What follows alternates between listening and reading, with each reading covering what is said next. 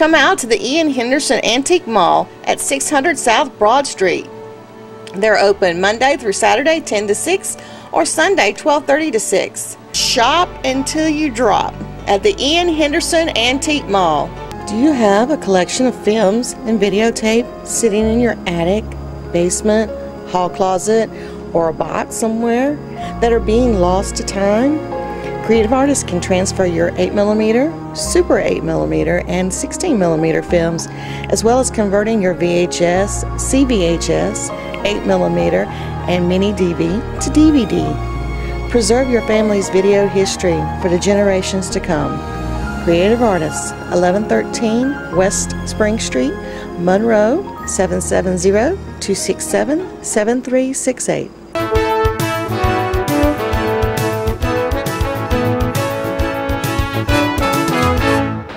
It's Friday, October the 19th, and we're here in Loganville today at the new Shepherd Staff Thrift Store, part of Shepherd Staff Ministries, which does a great deal for the community here in Loganville and all of Walton County. We'd like to thank y'all for your support of the community, and we appreciate your membership in the Chamber of Commerce.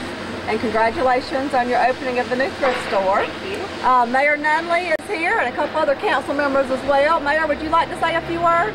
Yeah, I would just like to say that we are very appreciative of what y'all do in our community. You're a very needed service, and you feel that void, and thank you from the city. And if there's anything we can do to help you, please let us know. We'll call on you. And we have Councilmember Skip and Councilmember Michelle here as well. Do y'all want to add anything to that? We only add ditto. Okay. Very good. Michelle, you got anything else you want to add? Thank you so much for all you do. And we have Megan, Executive Director, aka Queen of Everything. So she's going to tell you a little bit about Shepherd Staff Ministries and the services that they do provide to the community. Yes, I'm Megan Herndon. I'm the Executive Director at Shepherd Staff, and Shepherd Staff has been around for about 12 years. We serve clients in the 30052 with ongoing food service.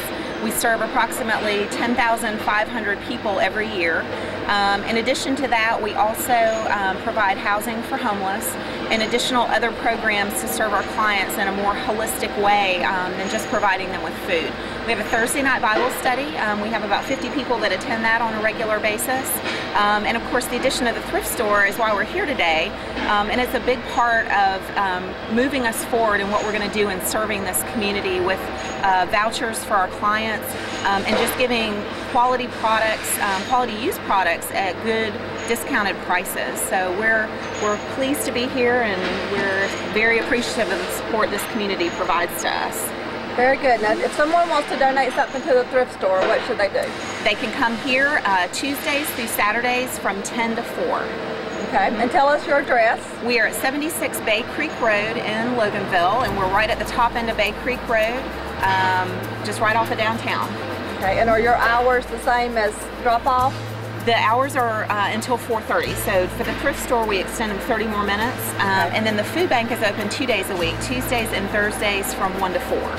Okay, great. Megan, do you want to give us your phone number? Yes, it's 770-554-9722. Great. Cut. Good job.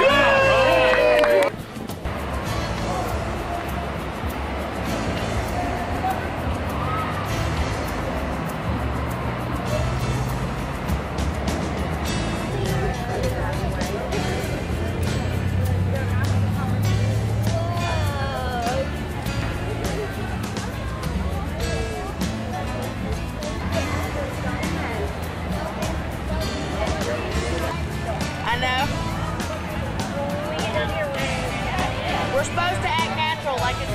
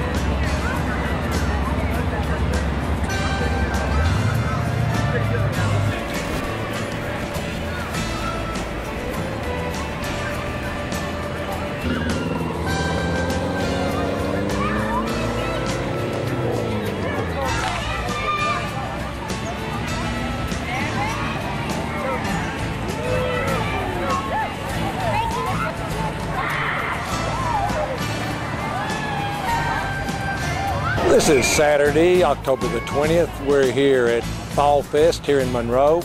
As you can see, there's a lot of activities today for the kids, for the families, a lot of stuff to eat.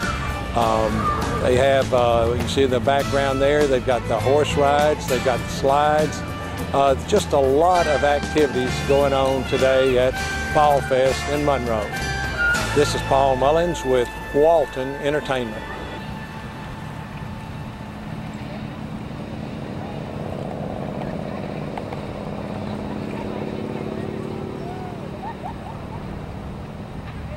Second annual Rest Haven Fall Cemetery Tour. As you know, we had this last year in the spring. We did one over to Old Baptist Cemetery, and all the ones we've done have been so well received that I can't imagine that this tradition will be interrupted anytime soon. I think we'll continue on with it because it's going so well. I do want to, just thank a couple of people. I want to thank Meadows Funeral Home, who provided this tent for us today and the chairs to get started. They also provided some sponsorship money that enabled us to print the brochures and the cards that were in the mail. So if you see Greg Meadows sometime this year in town, we said thank you for that sponsorship. Brian Harmon, the director of the Art Guild, should be here in a moment, but he is wrapping up things going on along with Fall Fest today. But he had some announcements, I know, so maybe later on he'll be able to share some of those announcements with you. Once again, though, with our cemetery tours, we are very privileged to have with us Nala Briscoe, who will be moderating and conducting the tour for you today. Nala is a native of Monroe. He knows an awful lot about people in Monroe. He knows even more about dead people in Monroe. So with that, I'm going to turn it over to Nala and let him go ahead and get started now. Nala?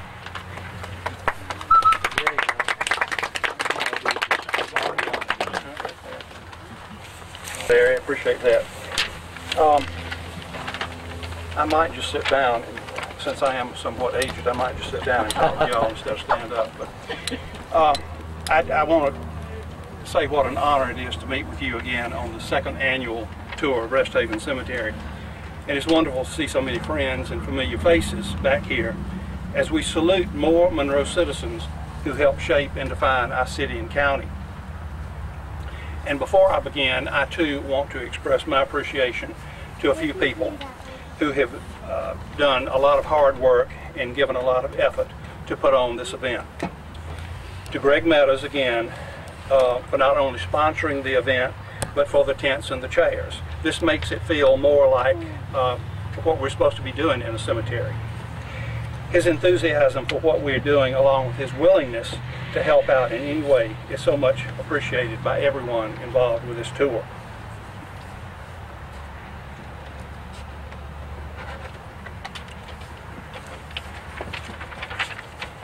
To Carol and Larry Bradley, Susan and Steve Brown, Sandra Connor, Tommy Acock, and Brian Hardiman of the Monroe Art Guild, I want to extend a big thank you for all the time they have given to ensure these tours become a reality.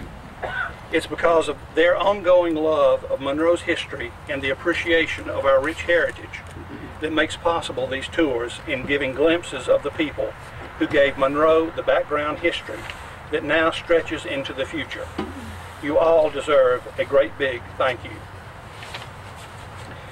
This is such a beautiful, crisp autumn day, and because one of those being profiled today loved this time of the year better than any other, I feel it appropriate to share with you a segment of a poem that Walton Tribune editor and publisher Ernest Camp penned on December the 2nd, 1924. The poem is entitled Autumn Leaves, and he writes,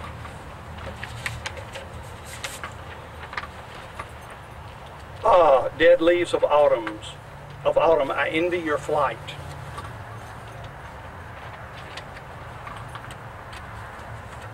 Well, in the arms of the zephyrs that hallow the night, and the prismatic picture you bring to my view is laden with hope and harmony too.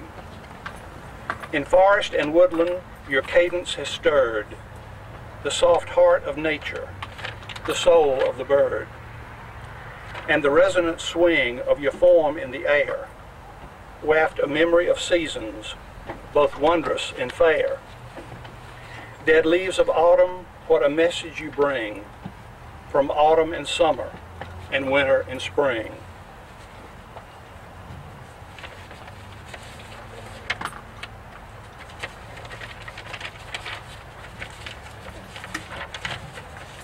What a wealth of reflection and pleasure unfold as we look in your faces of purple and gold.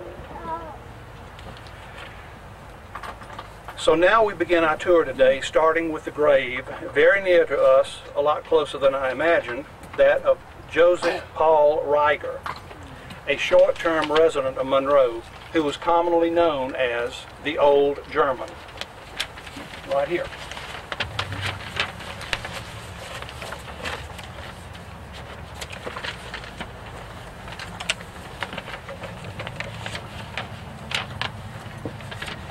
One of the hidden treasures of meandering through a cemetery is the information one can glean from looking at the headstones, markers, and monuments. If you come across a grave of someone you don't know and want to know more about the person, back issues of the Walton Tribune can, in most cases, be helpful. However, in some cases, people are buried in cemeteries with little or no information except they died and were due a proper burial. Such is the case with our first resident on this tour, Joseph Paul Reiger, or as a few folks who barely knew him referred to him as the Old German. There may be one or two folks left in town who had knowledge of Mr. Reiger, and the basic facts of his life are sketchy at best.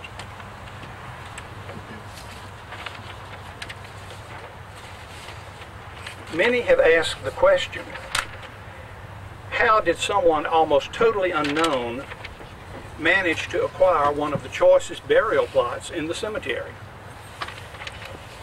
The facts as they were told to me are as follows.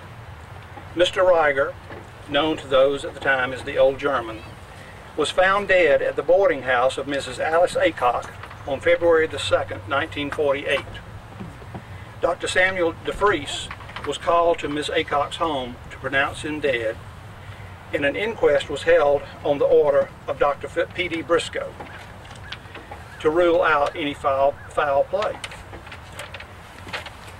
An autopsy was performed and the information was turned over to the coroner's office, who ruled his death as natural causes.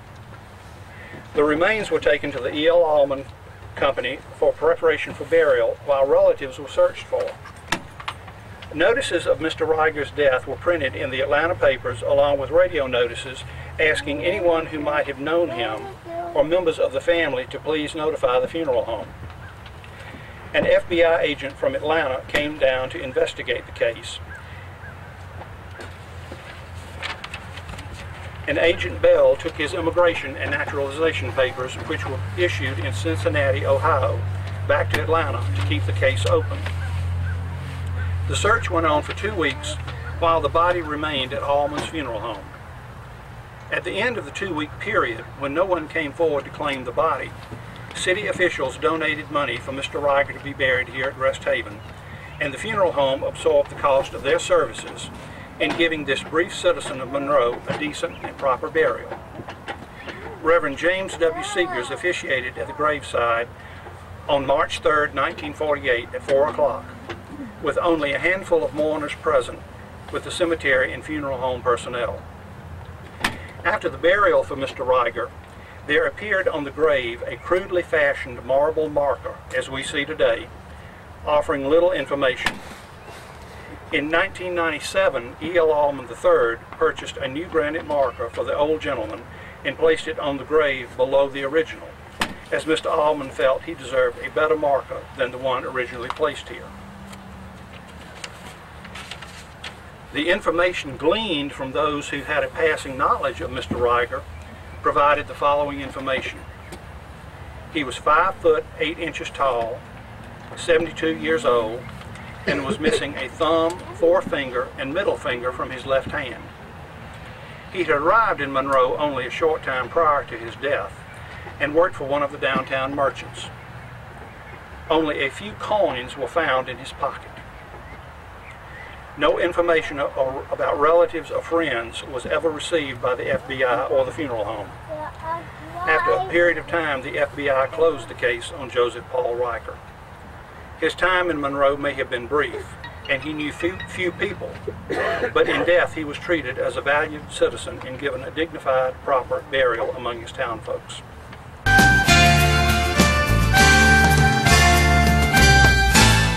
Good morning. Thank you for watching. I'm Dina Huff, Executive Director for the Partnership for Families, Children, and Youth. And today my guest is my good friend and Executive Director of FISH, Miss Cindy Little.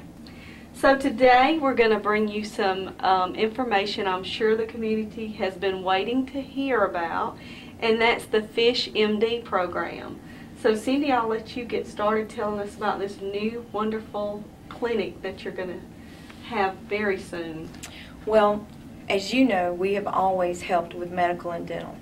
We have partnered with local doctors and dentists that will do work for the folks that we serve, and for a nominal price.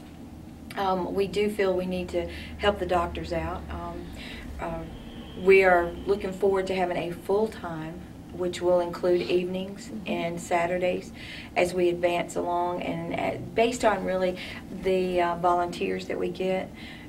We will have one paid staff, so if you know of anybody that is a nurse practitioner that would love to work in a wonderful environment, helping with those that have all of these medical challenges.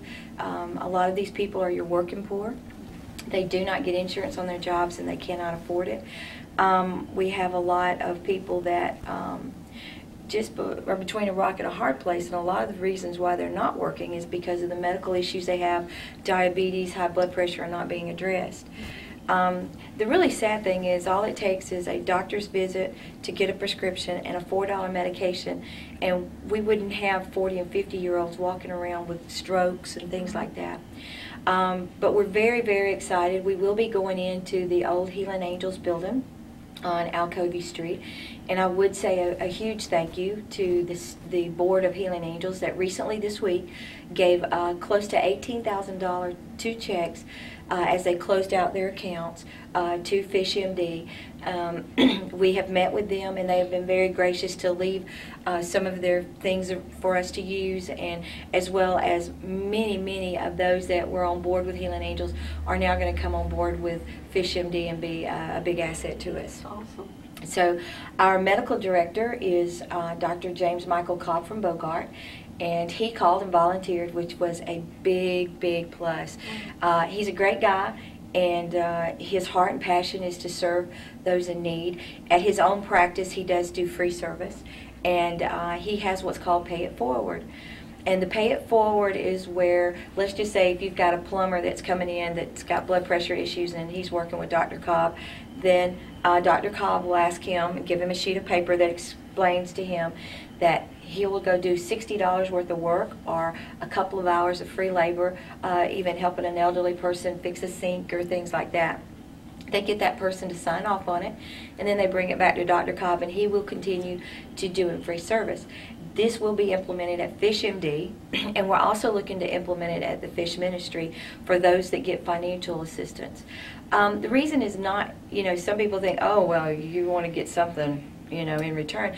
That's not it. So many of our families that we serve always ask, how can we help to give back? They want to help. So, some sweat equity is pretty much a good thing, and people's time is priceless.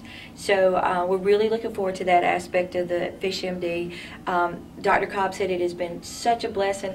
He said the people that get served call praising and saying what a wonderful blessing it was to them, and then the patients that do the serving tell how well it made them feel, and that they felt like they had paid Dr. Cobb in full. So just a great concept there, and we were thankful that Dr. Cobb came on board with that.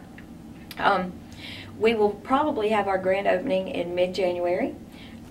We are seeing patients now. If you are in medical need, please call, make an appointment, because we do have to do an intake.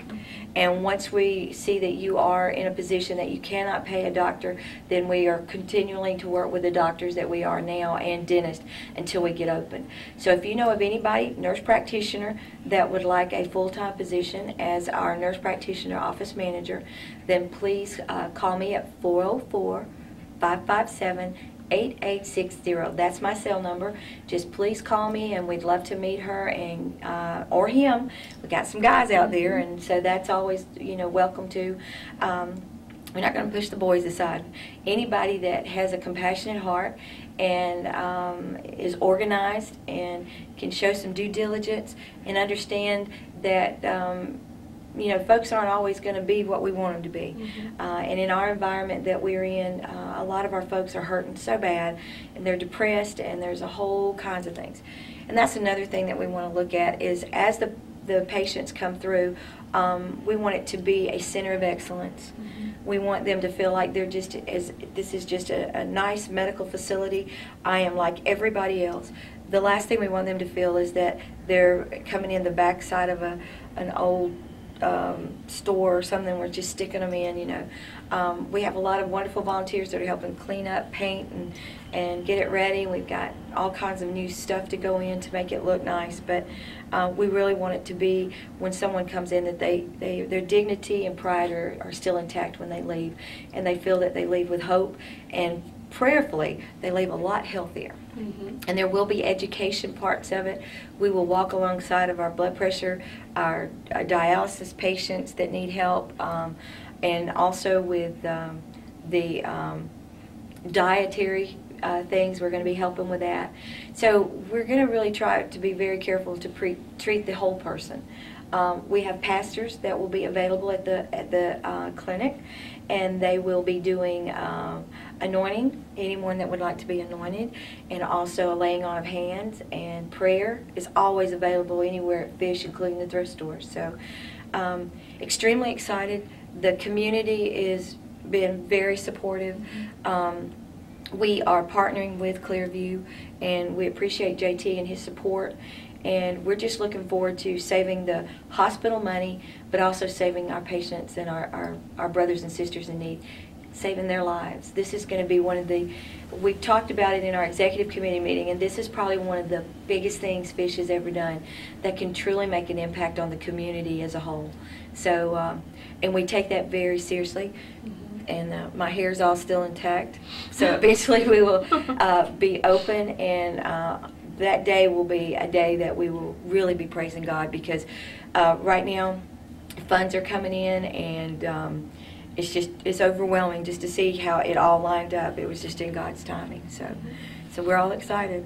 I know that there has been a gap in services since Healing Angels closed up. So I think it's a wonderful thing that you collaborated with their board to make this happen, and they were so gracious to, yes, you know, with open arms to, you know, come on board with this and help Fish out. So I think it's a wonderful thing that you're able to provide this service to the community, because I know that some of these folks have not always been in that situation. Right. And for them to be able to pay it forward is going to be a blessing for them. Right. Because they wouldn't just come and, you know, on their own. They'll be able to come and then do something for someone else. So, and I know it's been a lot of work on you, because we've had discussions over the last several months that lots of prayer. Yeah, lots of prayers. Lots of education. Yeah, yeah. So I know you're never too old to learn, I'll tell you that. No, so. No, never. So I know the partnership will be referring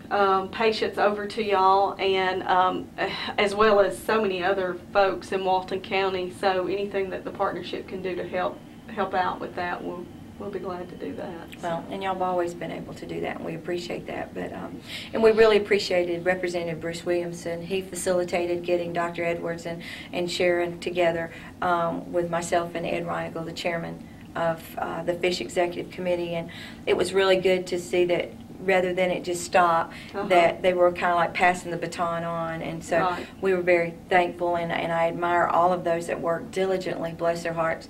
I mean, it's not an easy task, you know, and so we're up for the challenge. So good. And just looking forward to it. So if anybody would like to help with the cleanup or painting, if you know, I will brag on the Young Americans Christian School in Conyers.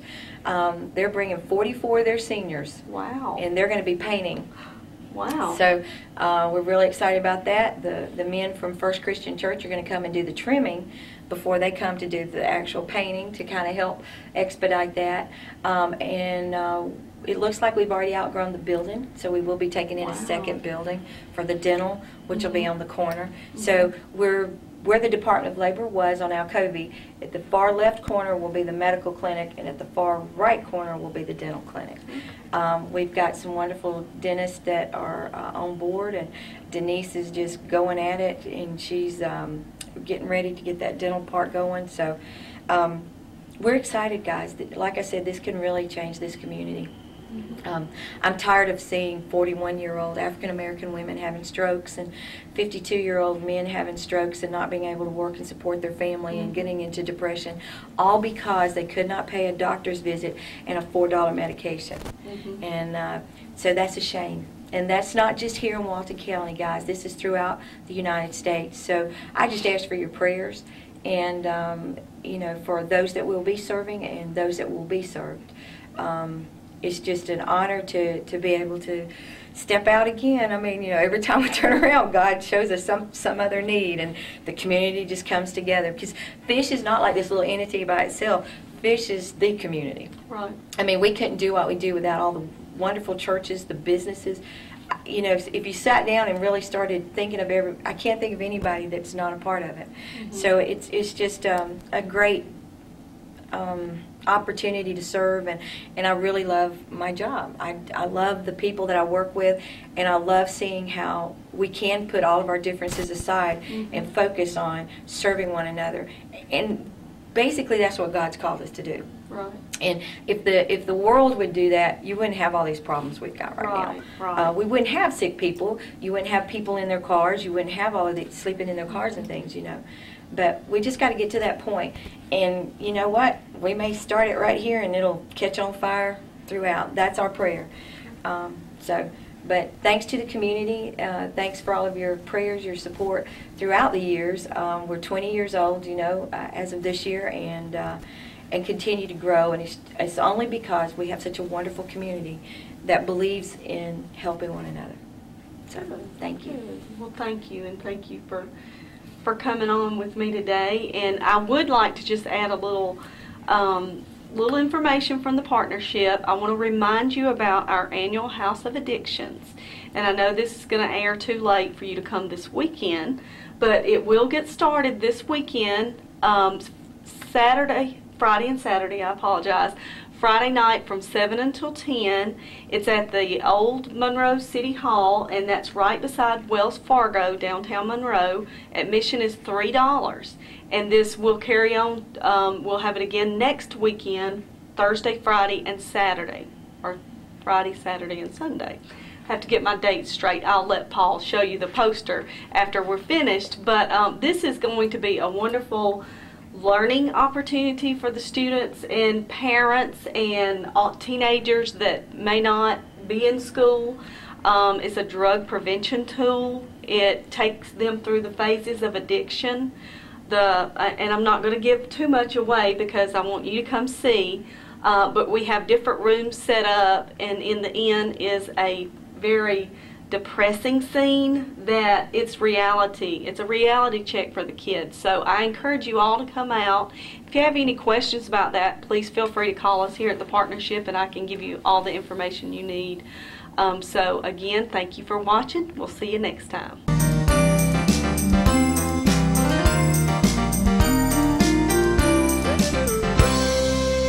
Hi, I'm Elaine Oakes, Director of Keep Walton Beautiful and the Walton County Recycling Center, joining you today with this week's edition of the Walton Waste Watcher Report. Today I want to begin by saying I want to express great appreciation to all of the people that helped with the Rivers Alive event earlier this month. We have not quite finished. We have one more group.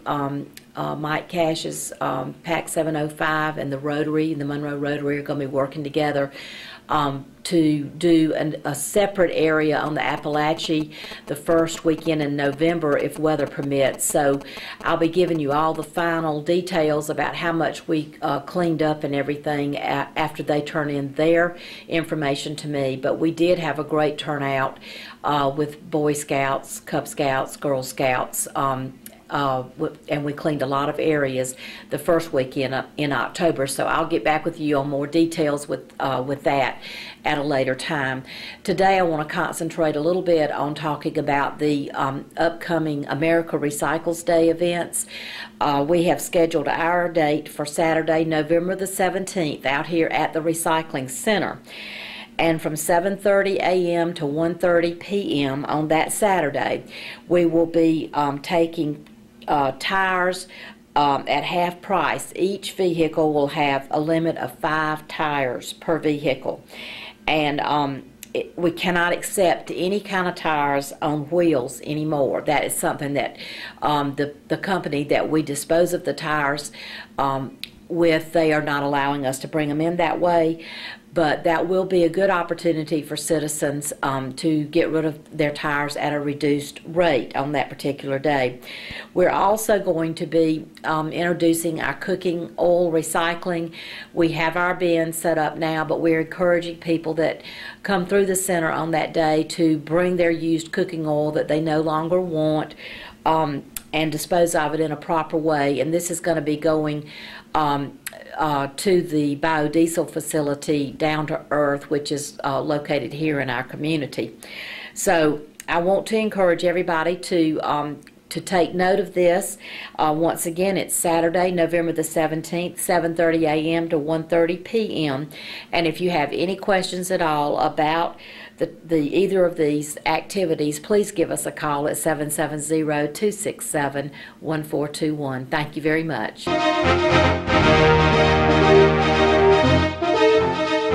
Hello Walton County, this is Kevin Littlewood, Chairman's Report, Channel 16, Walton Entertainment. Today I want to talk to you a little bit about, some of you may or may not know that I am the second Vice President for Association of County Commissioners of Georgia, and as the time goes, I will be the President in 2014. And so we just had a convention over in Athens the last week or so, and we've discussed several of the things that we want to propose to the legislature coming up this year to try to protect you, the citizens, as well as us in the county and local governments. One of the things that we have major concerns over is the legislature is still passing down unfunded mandates. They continue to reduce their budgets and they're reducing their expenditures, but they're passing down to the local level. There's a lot of offices they're closing, a lot of essential things that you, the citizens, need, and they're closing it down, but you want it, and so it's basically having to be proposed and funded from the local level, which indirectly forces it down to us to have to eventually someday go up on your taxes. So that is a big concern, that we're wanting unfunded mandates to be cut or stopped. Also, subdivision land and plats, when you're having trouble doing that, eliminate loopholes that allow plats and subdivisions of land to be filed, recorded with Superior Court without first getting county or city approval. So you could go out and sell some land or have it transferred and be platted into the person that you're selling it to's name, and nobody, the property owner, really not even know it if it don't go through the county system. And so we want to tighten up that loophole there. That's not really happened as much in Walton County as it has in some other rural parts of the state, but that's something that we're very concerned about. Redirected fees. We want to pursue legislation to halt the redirection of fees from statutory design purposes to the state general fund. Scrap tire grant. Every time you go buy a set of tires, you pay $2 a piece to have them took off. And what happens is that's supposed to go into a special fund to take care of that, but in turn, these dollars are going to the state general fund. So they're not going to where they were directed for. So if they're not going to redirect them to where they're supposed to be, we want it took off. There's several other fees that are in the same or similar fashion there. One of the biggest ones that we've been working on for the last 10 or 15 years, which really cost us a lot at the local level, is the increased inmate per diem from $20 to $25. we have a bunch of state prisoners in our jails, in the county jails all across Georgia. And the state pays us $20 a piece, and it costs anywhere from $35 to $40 a day, and all we're doing is asking for $25.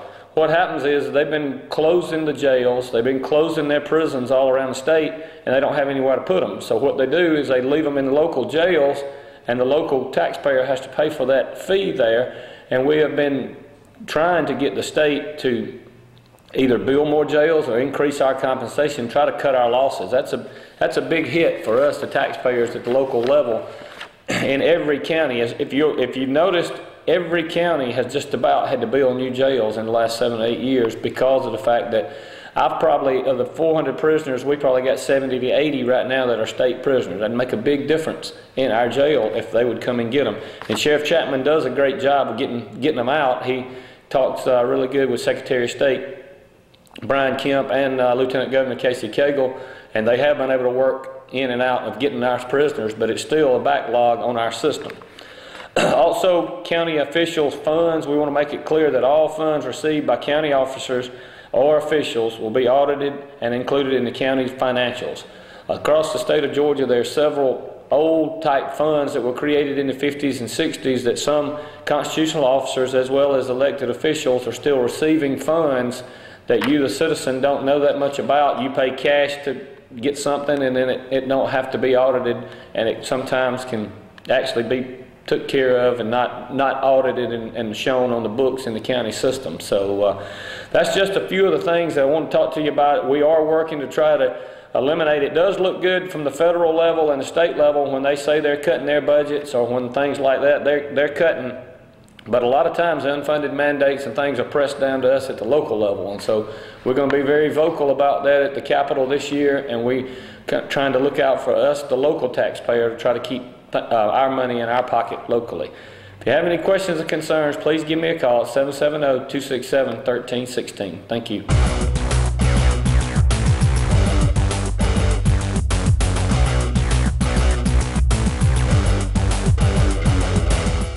Hi, this is Jody Johnson here with the Recreation Report. I'm proud to say that we'll have our Community Bowl going on this weekend, and most of the games will have a Monroe team in the Community Bowl. And basically how that works is we have 2 divisions in our youth football league that has about 60 teams altogether in ages 5, 6, 7, 8, 9, 10, and then 11 and 12-year-old categories. And we take the top 3 teams from each division, and they are put together for the Community Bowl. Teams are comprised of Social Circle, Monroe, and Loganville teams. Normally it works out where there's a Monroe team versus either a Loganville or Social Circle team normally in the finals, and that's the way it worked out this year. In a couple age groups we did end up with actually 2 Monroe teams in the championships. This is the 10th year for our Community Bowl championship, and it'll be played this weekend, this Saturday on the I think it's the 20th, and so good luck to those teams. I believe the Redskins, for some unknown reason, the Redskins are in the finals in every age group this year. So good luck to those teams, and I will let you know the winners in our next show. We are also picking our all-star football teams and soccer teams, and we will be hosting that tournament November 16th and 17th here at Felker Park. There's teams coming from Baldwin, Butts, Putnam, Madison County, Morgan County, and Washington County. So there's about 20 teams, I believe, that will be coming into town that weekend and vying for the GRPA District 6 Georgia Recreation and Parks Association District Tournament. And those teams will advance. The 7 and 8-year-olds will advance to Bainbridge, which is down in the southwest corner of Georgia, to play in the state championship. And the 9 and 10, 11 and 12-year-old winners will advance to Thompson-McDuffie County for the state championship, and that'll be sometime in December. So good luck to those teams. We'll let you know how they do as well. Our soccer teams will be playing at Felker Park. We have a U10 and a U12 soccer team, and they will be playing against the Baldwin and Putnam counties. And to see where they will play in their state championships as well. Normally we fare pretty well in these type events with our teams. We normally enter a couple of different all-star teams, usually one that comprises of Monroe and Social Circle players, and then another all-star team that's comprised of mostly the Loganville or the West Walton teams. So good luck to those teams, and hope they'll do well and represent Walton County and are very successful. Our baseball regular season is coming to an end this week. As we know, the World Series was right around the corner, and which usually brings the colder air, which stems me to want to invite you to our community centers at Felker Park and Meridian Park in West Walton. Come in and join our community centers at a very affordable price, usually $2 per week per family. And we invite you to come in. It is basketball season, so here in the next week or so, all of our basketball teams will be in and out of the community center. So we'll be very crowded. We invite you to do that. And also just go to our website at www.waltoncountyga.gov. Go to departments and then to recreation, and you can see all the programs that we have to offer. Not just the walking track, which is inside, the 1/16 mile walking track that's inside and climate controlled. We also have plenty of weights that you can lift, and then we have some other aerobic type exercises that you can do as well. So we have something for all ages, whether you're 4 years old playing in our soccer or baseball program, all the way up to 90, where we have our senior aerobics. We hope we have something for everyone to do here at the Recreation Department, and we invite you out to participate in some of the programs and facilities that we have to offer. We also have in construction, which is about 75–80% complete, our newest passive park. As you know, we put in 4 different passive parks in the past, which comprise of a playground, pavilion, parking lot, and usually some type of ball field. But we put several up around the county. And our latest one is going up in Good Hope at the volunteer fire department. Not the volunteer fire department, but the fire department out in Good Hope. So if you get a chance, go out and see that. It's just like the other ones with the playground and pavilion. And like I said, the pavilion's about 80% done. Once that's complete, we have a few minor things to do, but the playground's up and running, and anyone can go out. And then these are addition to the ones that we have out at Gratis, Bold Springs, Rabbit Farm Road, and Jersey. Where we have those passive parks up and running. And you can rent those at any time. The cost to reserve is $30, and you can call one of our community centers to do that. Just to use if no one else is there. Again, it doesn't cost anything, but to reserve it for a birthday party, a reunion, that sort of thing, give us a call, and we'll help you out reserving the pavilions at any of those places. Again, until next time, and I will let you know about the All-Star Games and the Community Bowl. And good luck to all the teams. Thank you very much.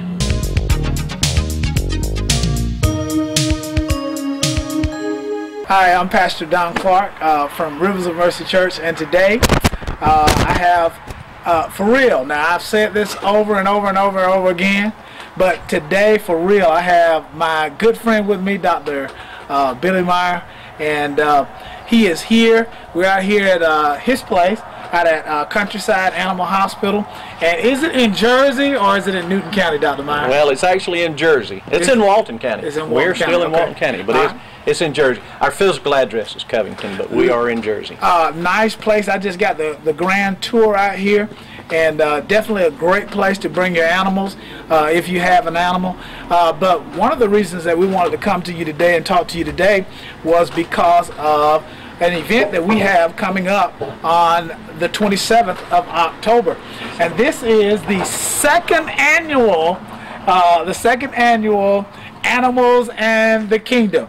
And I'm going to let Dr. Meyer just tell you a little about it, because this is the brainchild of Dr. Meyer. I am, if you know me, I'm the kind of guy that when you come to me and you say, listen, I want to do this, I want to do that, no matter how big or no matter how grandiose it is, I'm like, yes, we can do it. So Dr. Meyer came to me about a year ago and said, listen, we need to do this together to give the kids a great place to go. And I'm like, yes, let's do that. So what exactly, Dr. Meyer, is Animals in the Kingdom? Well, and I have to give credit where credit's due. It actually started in my brain when Pastor Clark asked, was there some way we could bring a horse or something to Rivers of Mercy, some kind of animal to. And we've done that a few times. Yeah, we've done that a few times. But I got to thinking, the kids need a chance to meet a lot of animals, and I knew that we couldn't bring them to Rivers of Mercy. Right, right. That was a little bit difficult. I was trying to get them over there, though. So we decided to get with a few of the churches around, and some of the churches are participating by letting us use their church vans to bring children, and adults for that matter, here, and we have an arena where we can set the animals up, and the kids can pet the animals. We actually have goats that they can milk. Right. We're going to have baby goats that they can feed. We also have horses that they can ride. Of course, the horses will be led by the owner, and there'll be someone walking beside the horse to make sure the child doesn't fall off. Last year we had some adults that rode. Yes. And some of those adults had never even touched a horse, from what I understand. Right. And that's awesome. That's an awesome opportunity for people who have not had much interaction with animals to get the opportunity to either ride or pet, you know, some unusual animals. I think last year there were some kind of fowls, some turkeys, and that kind of thing that were here. And you know, those are things that, you know, you kind of see on television sometimes, but a lot of times we don't get a chance to interact with those. But some of those things were out here. Now, are we going to have some of those this time? Well, right now on our list of things we're supposed to have are peafowl, peacocks. We have a pair of doves. We have some chickens. We actually have some pet chickens that supposedly will hop up on your shoulder. Now, I don't know if that's going to happen or not. We have alpaca, which is very similar to the llama. We have sheep, goats. I'm efforting to get a calf in here, but horses, donkeys, things like that, just for the kids to come and pet and get to know. Right. Now this year, last year there was a, now this year we have, because we've talked a little bit about this, there's no camel this year. There's no camel this year. But we have been promising a camel for 2 years now. We have a camel next year, we think, but we don't have one this year. Well, no, that's I can guarantee we're not going to have a camel this year. Well, now one of the things that we wanted to talk about was the logistics of how we're going to do this, and how, if you are watching, how you can actually get your kids to come over. Now, we want to make sure, I think it's going to be all right for people to drive out here if they want to drive out here. Sure. But there's parking and everything. But I think one of the things that we're going to do, there will be buses that will be leaving, if it's like it was last year, every 30 minutes from Rivers of Mercy Church. And Rivers of Mercy Church is at 714 Davis Street. And we're going to begin on the 27th of October to pick people up at about 10 o'clock, I think is what it is. 10:30, somewhere along in there. 10 o'clock, 10:30, and they're going to begin every 30 minutes to drive people out here. And there's going to be food here. There's going to be animals for people to pet here. There's going to be, we think that there's going to be a jump house here. We don't know. We're not 100% sure about that, but we believe that it very well may be. And it's just going to be a great time for kids and a great time for families. And we really want to see you guys out here. We believe that it's going to be a great day. Great day for it. And we could stand to have a few more volunteers to come come and hug kids. Exactly. One of the things we want to do is just let the kids know that we love them, and let them know that God loves them, and just try to get them out here. And so, if there's anybody wanting to volunteer, if there's a church group or anything like that that wants to come and help out, we'll welcome them. Well, talk a little bit, since you said that, talk a little bit about the purpose. What you feel like the interaction with animals like that, what it actually brings into the life of a child. Well, I think just being able to see a different atmosphere from what they're used to, and maybe stimulate some children to possibly get into a field. Aspire to do something different. And so that's kind of where the whole idea is just bring kids out of the city that don't get a chance to see animals up close and personal very often, and from a truly selfish standpoint on my part, being a veterinarian, I want to see people own animals. Yeah. So if they get an opportunity to see and pet animals and get to think, well, you know, I'd like to have one. Maybe they can't have one right now, but when they get older and have a place of their own, maybe they can have animals. So that's kind of one of the ideas. I like that, but I also like the fact that exposure to things actually gives children a reference to when they're going over things in school, and they begin to interact with you, and they begin to interact with other people who are animal owners, and they begin to find out what they do in life. Then people begin to say, oh, I remember somebody that was doing that. It gives them something to aim towards. It gives them something to begin to dream about. And I believe that those are the kind of things that actually help people to achieve greater things in life. So it is our desire also to just expose kids to different things that will cause them to just have their horizons broaden, and they'll just aspire to do great things. It's not easy to become a veterinarian, is it?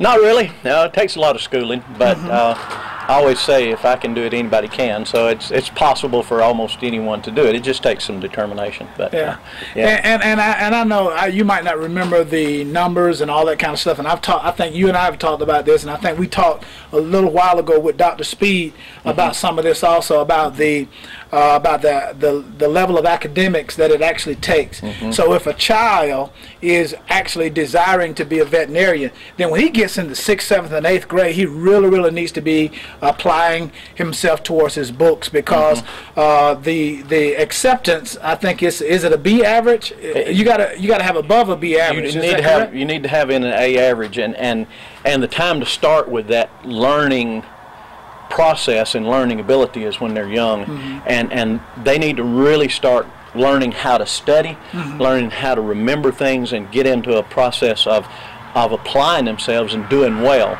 and then when they get into college and apply to vet school and that kind of thing, the application process is tough.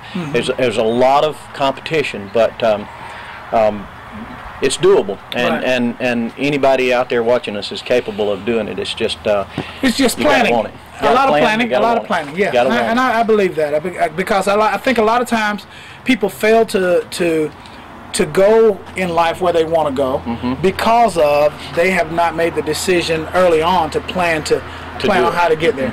So I want to let you know that Animals and the Kingdom, October the 27th, we'll be here. Last year I had the opportunity to ride the bus back and forth, and I kind of hung out here just a little bit, and I didn't get on any horses, and I'm sure that the horses were glad about that.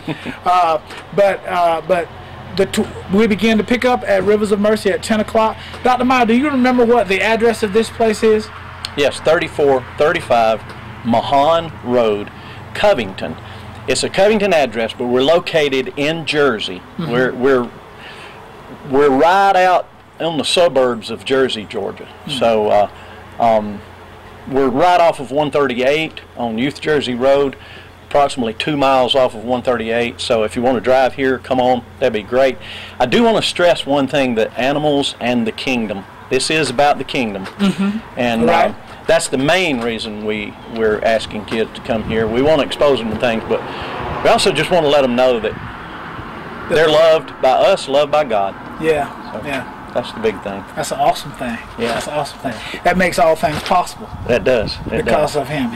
So even if you are a mediocre student, if you grab hold of God, God will help you to become a better student, so that you can become what you want to become in life. So we believe that, and we believe that this is going to be beneficial to you and to your children and your family.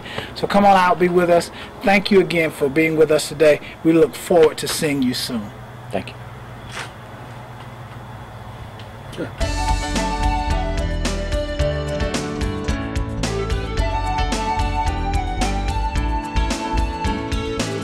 Thanks for tuning in today. We're going to show you some of the dogs and cats that are available for adoption here at Walton County Animal Control. Always remember, you can go online and see the animals that we have for adoption. They're at www.waltonpets.net. We try to place every animal that's up for adoption on that website, so you don't even need to leave your home. You can just window shop online. As always, our adoption fee is only $40. That includes vaccinations, deworming on a lot of the dogs, heartworm testing as well. We've got a lot of local vets that will do the spay and neuter at a discounted price. You also get a voucher for a rabies vaccine. So much is included in that adoption, and it's only $40.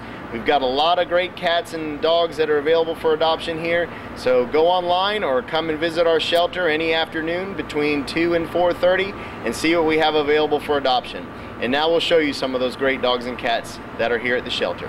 This is a Chihuahua mixed male, around a year old, not neutered, looking for a good home. Males, they're about 3 months old. They're really sweet, need a good home. We got a female orange tabby cat. She is about 4 months old, not spayed.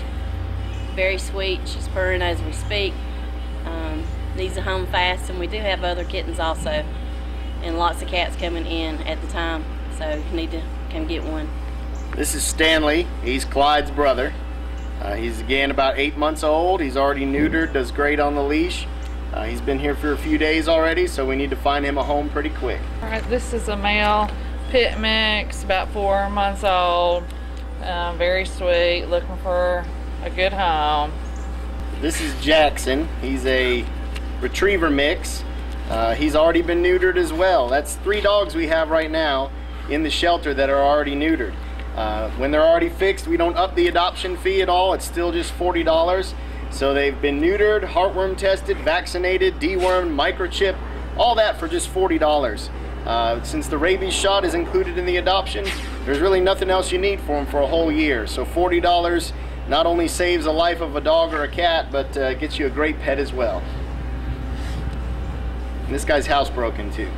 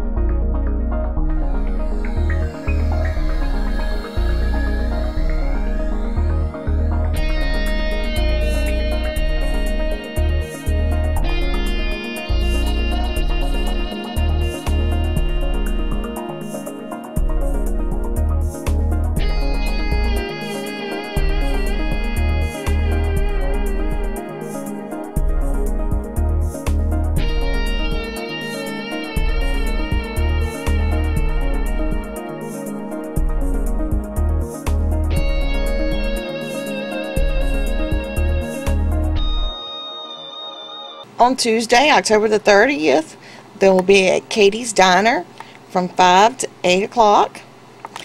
And Katie's Diner is located on Highway 78 at the truck stop where Unicia Drive is. And have a nice meal and support the arts of Walton County and Monroe. Creative Signs, we make large and small property and business signs, full color, digitally printed banners, as well as vinyl lettered ones for celebrating special events. Yard signs for selling your home or making special announcements like your graduating senior. Turn your vehicle into a moving billboard with vehicle lettering or magnetics. Creative Signs, Monroe, 770-267-7368. It's your home, it's your dream. Radon test and keep it healthy and clean. Make it green, green, green. Making it green starts from the ground up, so make sure the air in your home is healthy for your family to breathe. Test your home for the presence of radon. Go to epa.gov/radon. Make it green, green, green. Come out to the Ian Henderson Antique Mall at 600 South Broad Street. They're open Monday through Saturday 10 to 6 or Sunday 12:30 to 6. Shop until you drop at the Ian Henderson Antique Mall.